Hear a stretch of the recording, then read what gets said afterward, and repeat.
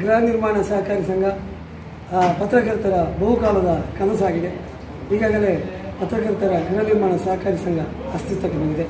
15 ಜನ ನಿರ್ದೇಶಕರುಗಳ ಆಯ್ಕೆ ಕೂಡ ಆಗಿದೆ. ಇವತ್ತು ಅಧ್ಯಕ್ಷರ ಮತ್ತು ಉಪಾಧ್ಯಕ್ಷರ ಆಯ್ಕೆಯಾಗಿದೆ. ಅಧ್ಯಕ್ಷರಾಗಿ ನಾನು ಮತ್ತು ಉಪಾಧ್ಯಕ್ಷರಾಗಿ ಭಾಸ್ಕರ ಕಟ್ಟ ಅವರು ಅವಿರೋಧವಾಗಿ ಆಯ್ಕೆಯಾಗಿದ್ದಾರೆ.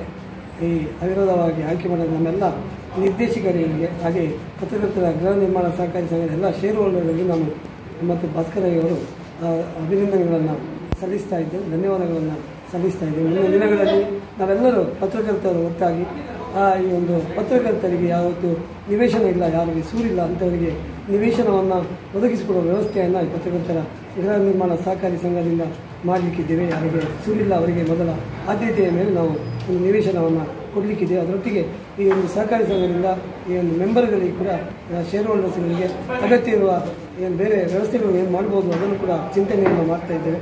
ಪತ್ರಕರ್ತರ ಕ್ಷೇಮಾಭಿವೃದ್ಧಿ ನಿಧಿಗೆ ಈ ಒಂದು ಸಹಕಾರಿ ಸಂಘ ಮುಂದಿನ ದಿನಗಳಲ್ಲಿ ಕೆಲಸ ಮಾಡಲಿಕ್ಕಿದೆ ಅಂತ ನಾನು ಎಲ್ಲರ ಪರವಾಗಿ ಮತ್ತೊಮ್ಮೆ ಎಲ್ಲರಿಗೂ ಧನ್ಯವಾದಗಳನ್ನು ಹೇಳ್ತೀನಿ.